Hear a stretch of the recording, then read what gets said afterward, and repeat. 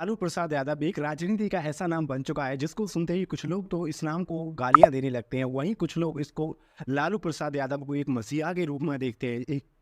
एक आदमी खड़ा होता है जहाँ पर जिस समाज में अपर कास्ट का इतना बड़ा डोमिनेंस था, ऊंची जातियों के लोग कोई वोट बैंक की तरह नीची जात के लोगों को ऊंची जात के इस्तेमाल करते थे, वही सत्ता में आते थे, उन्हीं के पास में पद हुआ करते थे। एक आदमी खड़ा होता है और क्रांति खड़ा कर देता है। ओबीसी जैसी कास्ट को, जिन दबी कुचली हुई माइनॉरिटी जी को रिप्रेजेंटेशन मिलता है और वो खुद अपनी सरकार बनाने में कामयाब होने हो पाते हैं सिर्फ एक आदमी की वजह से, जिसका नाम था लालू प्रसाद यादव। तो इस वीडियो के अंदर ये समझने की कोशिश करेंगे कि लालू प्रसाद यादव के बिहार की पॉलिटिक्स में क्या योगदान था, उन्होंने क्या बिहार की पॉलिटिक्स की ओबीसी कास्ट के लिए क्या काम किए, पार्टिकुलर माइनॉरिटी और दलित के फेवर में कौन सी ऐसे डिसीजन लिए, ऐसी स्कीम चलाई जिनके तहत उनको फायदा हुआ। वहीं हम साथ ये भी जानने की कोशिश करेंगे कि उन पर भ्रष्टाचार के आरोप हैं, उनके चाहे वो चारा घोटाला जैसे आरोपों के बारे में भी चर्चा करेंगे। Let's start the video. अगर आप इस चैनल पर नए हैं तो इस चैनल को सब्सक्राइब कर सकते हैं और वीडियो को लाइक तो कर ही सकते हैं। आपके लिए तो प्रिय है लेकिन हमारे लिए एक तरह से मोटिवेशन का काम करता है। लालू प्रसाद यादव को समझने से पहले मैं आपको एक टॉपिक से स्टार्ट करूंगा, कास्ट बेस्ड पॉलिटिक्स। दरअसल बिहार के अंदर कास्ट बेस्ड, अगर जाति के आधार पर राजनीति की बात की जाए तो ये दो पार्ट में डिवाइड हो जाती है। दरअसल एक 1990 से पहले की राजनीति बिहार की और 1990 के बाद में बिहार की राजनीति। दरअसल 1990 के पहले क्या होने लग रहा था, हर बार कांग्रेस पार्टी ही सत्ता में आती थी, तो उसके बाद में कांग्रेस पार्टी का दबदबा बिहार के इलेक्शंस में रहता था। और फिर कांग्रेस पार्टी के साथ में एक और सबसे बड़ी वजह थी, वो थी अपर कास्ट के लोग, जो ऊंची जातियों के लोग थे वही चुनाव लड़ते थे, उन्हीं को टिकट मिलता था, वही अपने रिप्रेजेंटेशन और पूर्ण बहुमत के साथ में हर बार चुनाव जीत जाते थे। लेकिन ऐसा कभी नहीं हो पाया कि जितने दबे कुचले लोग हैं, माइनॉरिटी के अल्पसंख्यक लोग हैं और ओबीसी से किसी को रिप्रेजेंटेशन बहुत ही कम मात्रा में मिल रहा था कांग्रेस से। लेकिन 1990 के बाद में एक बदलाव आता है। 1990 के बाद में कांग्रेस पार्टी का डिक्लाइन शुरू होता है, कांग्रेस के वोट बैंक में गिरावट आती है और अपर कास्ट का डोमिनेंस था, जो ऊंची जातियों का वर्चस्व था, उसमें भी गिरावट आती है और वो खत्म हो जाता है। एक वक्त पे ये आता है 1990 के बाद में ओबीसी पॉलिटिक्स थी, ओबीसी लीडरशिप, ओबीसी के नेतृत्व को ऊंची जाति के लोग हैं वो स्वीकार करते हैं और उन्हीं के साथ में मिलकर के काम करना बेहतर समझते हैं, न कि खुद पावर सत्ता के लिए दावेदार बने रहते हैं। इतना बड़ा चेंज होता है 1990 के पहले। दरअसल इस चेंज की शुरुआत होती है 1974 में, जब सोशलिस्ट लीडर, समाजवादी नेता जयप्रकाश नारायण बिहार से एक आंदोलन खड़ा कर देते हैं कांग्रेस सरकार के खिलाफ में। 1976 में इतना बड़ा महाआंदोलन, वो स्टूडेंट लीडर्स छात्रों को लेकर के सड़कों पर आक्रोश, और बिहार के अंदर ये आंदोलन बहुत बड़ा होता चला जाता है। कांग्रेस पार्टी की करप्शन, भ्रष्टाचार और इंदिरा गांधी के तानाशाही शासन के खिलाफ में ये आंदोलन बढ़ता ही चला जाता है। 1974 में ही लालू प्रसाद यादव कांग्रेस पार्टी को ज्वाइन करते हैं एज अ स्टूडेंट लीडर। 1978 में बिहार के अंदर जनता दल की गवर्नमेंट थी, जिसके मुख्यमंत्री थे कापरेड ठाकुर, जो एक कमीशन की रिपोर्ट को लागू कर देते हैं 1978 में। दरअसल इस कमीशन का नाम था मुंगेरी रिपोर्ट कमीशन। दरअसल ये मुंगेरी कमीशन ने ये कहा था कि ओबीसी जो कास्ट है, जो अन्य पिछड़ा वर्ग की जातियां हैं, उनको दो हिस्सों में बांट दिया जाए, उनको बाइफरगेट कर दिया गया। दरअसल दो हिस्सों में ऐसे ओबीसी के अंदर दो कास्ट मान ली गई, एक तो ओबीसी और एक मोस्ट बैकवर्ड क्लासेस, एमबीसी। दरअसल इसके अंदर वो जातियां थीं जो ओबीसी के अंदर कुछ अपर जातियां थी, कुछ जिनके पास में कुछ उनका विकास हो चुका था, उनका काफ़ी हद तक उनके पास में संसाधन थे, वो जातियां थी। लेकिन ओबीसी के अंदर काफ़ी बैकवर्ड कास्ट थी, बहुत ही निचले स्तर पर जातियां थी, वो एमबीसी के अंदर शामिल किया गया था, जिनके अंदर तक राजनीतिक लाभ अभी तक पहुंच नहीं पाया था। इस रिपोर्ट को इम्प्लीमेंट जब उन्होंने किया, तब उन्होंने इन ओबीसी के अंदर इन जातियों को रिजर्वेशन देने की बात कही। दरअसल इस रिजर्वेशन के खिलाफ में जो उच्च जाति के लोग थे, कुछ ओबीसी के लोग थे, उन्होंने इस स्कीम का, इस तरह से इस योजना का उन लोगों ने विरोध किया काफ़ी बड़े स्तर पर। विरोध होने पर चीफ मिनिस्टर कर्पूरी ठाकुर को रिजाइन करना पड़ा। अब रिजाइन करते ही जनता दल पार्टी की एक तरह से छवि खराब हो चुकी थी बिहार के अंदर, क्योंकि उन्होंने इस तरह से एक तरह से बने हुए सिस्टम के खिलाफ छेड़छाड़ करने की कोशिश की थी। इसी वजह से फैसला हाल में सरकार ने लिया कि पिछड़े वर्ग को हम सरकारी नौकरियों में और पब्लिक सेक्टर में स्थान दें।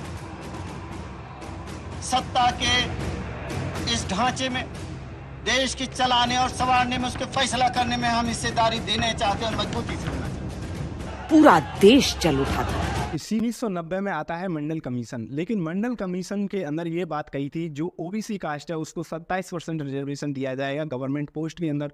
जितनी भी सुविधाएं हैं सरकारी सेवाओं के अंदर 27% ओबीसी को आरक्षण दिया जाएगा। इसके खिलाफ में काफ़ी पूरे देश में बड़े अमाउंट पे लार्ज स्केल पे प्रोटेस्ट होने लग रहे थे, यानी लोग सड़कों पे जी जान गंवा करके बैठे हुए थे। स्टूडेंट इतने भयानक तरीके से आंदोलन करने लग रहे थे कि अपनी जान को देने के लिए किसी भी हद तक जाने के लिए तैयार थे, लेकिन सरकार ने भी इस फैसले पर अड़िग थी। इस रिपोर्ट को, मंडल कमीशन की रिपोर्ट को वापस करने के लिए सरकार राजी नहीं थी, सरकार अड़ी रही। इसमें लालू प्रसाद यादव, रामविलास पासवान और नीतीश कुमार जैसे लीडर्स थे, वो उनको फ़ायदा हो रहा था। वो इस मंडल कमीशन की जो उसके फेवर में वो एंटी मंडल जो प्रोटेस्ट हो रहे थे, आंदोलन हो रहे थे, उनके खिलाफ में उनको रोकने की कोशिश कर रहे थे, उन लोगों को दबाने की कोशिश कर रहे थे कि जो इसके खिलाफ में अपनी आवाज़ें उठा रहे थे। वो उनका मानना था कि ओबीसी को हमेशा से दबाया गया है, उनको रिजर्वेशन के तहत राजनीति के अंदर आरक्षण दिया जाना चाहिए गवर्नमेंट सेवाओं के अंदर, जिससे उनका नेतृत्व आने समाज की मुख्य धारा में वो भी आ सकें। लेकिन ये उच्च जातियों के लोगों को नकारा नहीं था, क्योंकि अगर 27% रिजर्वेशन उनको मिलता तो उनका रिप्रेजेंटेशन जो उनका एक तरह से वर्चस्व था सरकारी विभागों के अंदर, राजनीति के अंदर, वो ख़त्म होने की कगार पे आ जाता। इसलिए वो अपनी जी जान से लड़ाइयाँ लड़ रहे थे इस मंडल कमीशन के खिलाफ में, लेकिन उनकी नहीं चली। मंडल कमीशन आखिर लागू हो ही जाता है।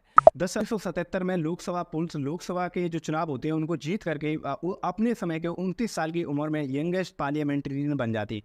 लेकिन 1980 के चुनावों से पहले ही वो विभाजन हो चुका था। जनता पार्टी के सेकुलर ग्रुप को राजनारायण नेतृत्व कर रहे थे, उस पार्टी को ज्वाइन कर लेते हैं। 1980 में वो लोकसभा चुनाव हार जाते हैं। इस हार के बाद में वो अपना फोकस करते हैं बिहार की स्टेट पॉलिटिक्स के अंदर। दरअसल 1980 में और 1985 में वो लगातार बिहार विधानसभा के अंदर चुनाव जीत करके आ जाते हैं और 1990 तक वो बिहार के एक पॉपुलर, एक प्रसिद्ध नेता बन करके उभरते हैं। 1990 की मंडल कमीशन की रिपोर्ट को उन्होंने अपना समर्थन दिया और समर्थन दे करके वो बिहार के सबसे प्रसिद्ध नेता बन जाते हैं। 1990 में जनता पार्टी की सरकार बनती है बिहार के अंदर और लालू प्रसाद यादव को पहली बार बिहार का मुख्यमंत्री बना दिया जाता। अब हम यहाँ पे ये समझने की कोशिश करेंगे कि जनता पार्टी आखिर बिहार के अंदर जीत कैसे हो गई 1990 में। दरअसल 1990 में जीत इसकी वजह से हुई थी। 1989 में भागलपुर के अंदर हिंदू मुसलमान के दंगे भड़क जाते हैं और इस दंगे में जो मुसलमान वोट बैंक थे कांग्रेस के, वो उसके खिलाफ काम करने लगते हैं और वो जनता पार्टी को अपना सपोर्ट ट्रांसफ़र कर देते हैं। वहीं पे अपर कास्ट की बात करें तो अपर कास्ट के जो लीडर्स थे उनको भी कांग्रेस से सपोर्ट करते थे और इस मंडल कमीशन की वजह से उनको जनता पार्टी को सपोर्ट नहीं करते हैं और जनता पार्टी को सपोर्ट न करने के कारण वो जनता पार्टी एक तरह से ओबीसी पॉलिटिक्स की एक तरह से पावर बैंक की तरह, वो पावर हाउस की तरह इस बन करके पार्टी सामने आती है और जनता पार्टी सरकार बनाने में सफल हो जाती है। यहाँ पर बिहार के कास्ट रेशियो की बात करें तो यहाँ पे यादव की जनसंख्या है बिहार की टोटल जनसंख्या के 15% है और वहीं कुर्मी और कोरीज की बात करें तो वो 11% है और दूसरी ओबीसी की जातियाँ वो उनकी जनसंख्या 24% है और मुसलमान यहाँ की कुल आबादी के 17% हैं। वहीं हम दूसरे फैक्शन की बात करें तो वो अपर कास्ट की बात करें तो उसमें राजपूत 5% हैं, ब्राह्मण 5% हैं, कास्ट 4% है और दूसरी अपर कास्ट ऊंची जातियां हैं उनकी केवल 1% जनसंख्या है। यह बिहार की कास्ट रेशियो है। इसी के अंदर पूरी पॉलिटिक्स घूमने लगती है और इसी के जिस पार्टी के समर्थन में जिस जाति के वोट बैंक आ जाते हैं वही बिहार का मुख्यमंत्री बन जाता है। 1995 में जनता पार्टी के अंदर स्प्लिट आ जाते हैं, जनता पार्टी टूट जाती है और बिहार के अंदर वो जनता पार्टी के ही एक लीडर नीतीश कुमार एक समता पार्टी बनाने में सफल होते हैं और वो बीजेपी के साथ में अलायंस बना लेते हैं अपनी खुद की पार्टी बना करके और 1995 में दोबारा से इलेक्शन होते हैं। यहाँ पे फिर दोबारा से लालू प्रसाद यादव को वहाँ का चीफ मिनिस्टर बना दिया जाता है। चीफ मिनिस्टर बनते ही नीतीश कुमार 1995 के लेट जो वोट पड़े थे उसमें एक अच्छा रिजल्ट तो नहीं बना पाई, सरकार भी नहीं बना पाई, लेकिन उनका सबसे बड़ा रोल था वो था अपर कास्ट और बैकवर्ड कास्ट की पॉलिटिक्स को उन्होंने बैकवर्ड में शिफ्ट कर दिया था। दरअसल जो ऊंची जातियां और निम्न जातियों के बीच में जो ऊंची जाति के लोग खड़े होते थे उनको वोट नीची जाति के देने जाते थे, उस पर पॉलिटिक्स चलती थी बिहार की।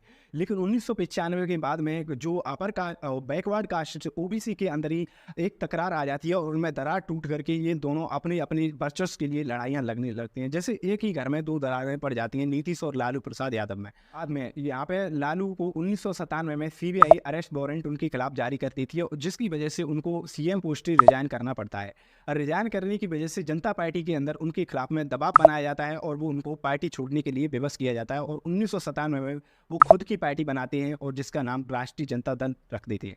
वही 1997 में वो अपनी पत्नी राबड़ी देवी को बिहार का सीएम घोषित कर देते हैं। 2000 में फिर दोबारा से इलेक्शंस होते हैं और आरजेडी सिंगल लार्जेस्ट ओबीसी की वोट बैंक को लेकर के बिहार के अंदर केवल सबसे बड़ी पार्टी के रूप में उभर करके आती है, जिसके अंदर आरजेडी को जो बिहार के अंदर 37% ओबीसी की वोट बैंक मिली थी। वही अगर हम जदयू और बीजेपी अलायंस की बात करें तो उसको केवल 32% वोट ही मिले थे। में फिर दोबारा से राबड़ी देवी जो लालू की वाइफ थी उनको बिहार का मुख्यमंत्री बना दिया जाता है 2000 में। 2005 में फिर इलेक्शंस होते हैं तो इस बार में नीतीश कुमार इस तरह से प्रचार करते हैं और लोग भी कोई कमाना चाहता है उसको भी कमाने नहीं देते। वो हंसाते हैं, ये अच्छा लगता है, लेकिन ये हंसाने की बेला नहीं है। ये हंसते हंसाते 15 साल बीत गया, कुछ हुआ नहीं। The law and order situation in Bihar is not at all, it's very pathetic. In a sense like nobody feels himself safe while he is traveling, especially in the night. 15 साल से बिहार में शासन नाम की कोई चीज नहीं, कोई गवर्नेंस है ही नहीं। सरकार का जो बुनियादी दायित्व है उसको सरकार पूरा करती ही नहीं रही। आप सच पूछे तो ऐसा लगता है कि बिहार में सरकार नाम की कोई चीज है ही नहीं। इससे लोग उबे हुए हैं, परेशान हैं और बिहार में लोग वोट डालेंगे बदलाव के लिए इसी कारण। लालू प्रसाद यादव के खिलाफ हो जाते हैं क्योंकि उनके खिलाफ में कई सारे केस अब तक सामने आ चुके थे, जिसमें 1997 में पहली बार सीबीआई ने जो केस उनके खिलाफ में रजिस्टर किया था वो था चारा घोटाला। दरअसल चारा घोटाला उन्होंने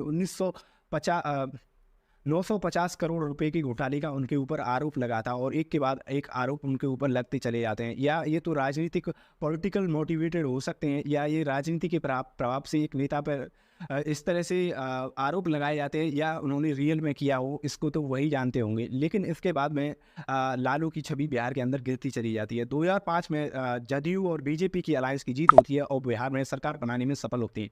वहीं ओबीसी वोट बैंक की अगर हम बात करें तो जनता दल, जो समता पार्टी पहले नीतीश कुमार की थी, उसका नाम बदल करके जनता दल यूनाइटेड कर दिया गया था। जदयू और बीजेपी की अलायंस को वहाँ पे बिहार के अंदर 41% ओबीसी की वोट मिलते हैं। वहीं आरजेडी को पिछली बार से 4% कम 33% वोट ही मिल पाते हैं।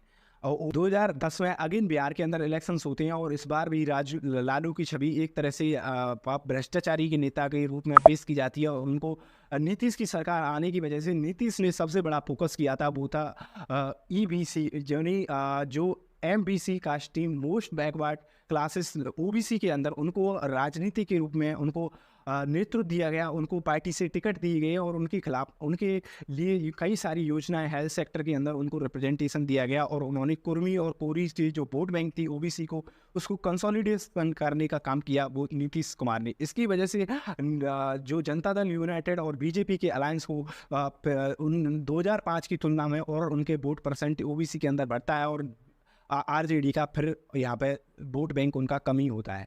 2013 में कुछ वैधानिक मतों के अनुसार नीतीश कुमार की पार्टी जनता दल यूनाइटेड और भारतीय जनता पार्टी का स्प्लिट हो जाता है, दोनों टूट जाते हैं, उनकी अलायंस जो गठबंधन था वो टूट जाता है। और 2014 में बीजेपी को फायदा इस चीज़ का मिलता है क्योंकि बीजेपी ओबीसी के वोट बैंक में बिहार के अंदर घुस चुकी थी और नीतीश कुमार को घाटा मिलता है। इसलिए नीतीश कुमार 2015 में फिर लालू प्रसाद यादव से गठबंधन करके महागठबंधन की सरकार हाथ पकड़ के भाजपा को भगाने का लड़ाई हमारा। भारत की जनता के सामने मैं साफ साफ बताते रहा हूँ, बोल रहा हूँ आज भी, ये बिहार का चुनाव नीतीश का चुनाव नहीं है, लालू का चुनाव नहीं है, ये देश का चुनाव हो रहा है। ये दंगल जो हो रहा है ये फाइनल हो जाएगा यहीं से। The Mahagठबंधन defied expectations. Nitish became chief minister and Lalu's son his deputy.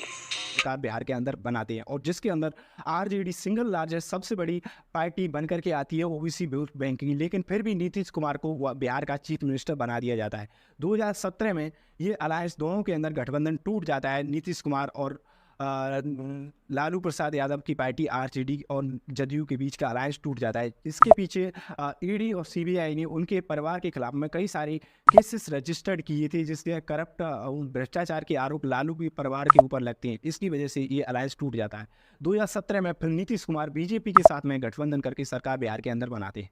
लेकिन इससे पहले 2020 में फिर चुनाव होते हैं बिहार के अंदर, और 2020 में नीतीश कुमार की पार्टी जदयू और बीजेपी मिलकर के चुनाव लड़ते हैं और यहाँ पे सरकार बनाने में सफल हो पाते हैं दोनों मिलकर के। लेकिन फिर भी आरजेडी जो राष्ट्रीय जनता पार्टी थी वो सिंगल लार्जेस्ट पार्टी बनकर के सबसे बड़ी बिहार के अंदर इकलौती पार्टी जिसके पास में सबसे ज़्यादा विधायक थे वो बनकर के उभर कर आती है 2020 में। फिर ये अलायंस टूट जाता है नीतीश कुमार और बीजेपी का, और 2022 में नीतीश कुमार और आरजेडी के अंदर अलायंस बनता है, और जिसके अंदर नीतीश कुमार चीफ मिनिस्टर बनते हैं बिहार के और डिप्टी चीफ मिनिस्टर बनते हैं तेजस्वी यादव। अब इंटरेस्टिंग देखना ये होगा 2024 में ये पार्टियां क्या रिजल्ट लेकर के आती है, आरजेडी और जदयू और बीजेपी का क्या डोमिनेंस रहता है बिहार के अंदर। एक बात तो क्लियर है कि अपर कास्ट की पॉलिटिक्स में अब बीजेपी शिफ्ट हो चुकी है। पहले लोगों के पास में एक तरह से ब्लर इमेज थी, बीजेपी को ऐसी पार्टी के रूप में देखा जाता था कि बीजेपी मेनली सब धर्म पार्टी है, यानी कि ये केवल हिंदुत्व पॉलिटिक्स पे चलती है। ये बीजेपी पार्टी को किसी पार्टिकुलर कास्ट लेकर के कोई मतलब नहीं है। लेकिन जो रिसेंट टाइम है, जो आज के समय में छवि उभर करके आ रही है, वो बीजेपी की एक तरह से एक मेनली कुछ जातियों को भी फ़ायदा, अपर कास्ट को भी फ़ायदा पहुंचाने को लेकर के छवि जो बीजेपी की बनी है, जिसकी वजह से बीजेपी को भारी नुकसान होने वाला है मुझे लगता है 2024 के लोकसभा इलेक्शंस में बिहार के अंदर।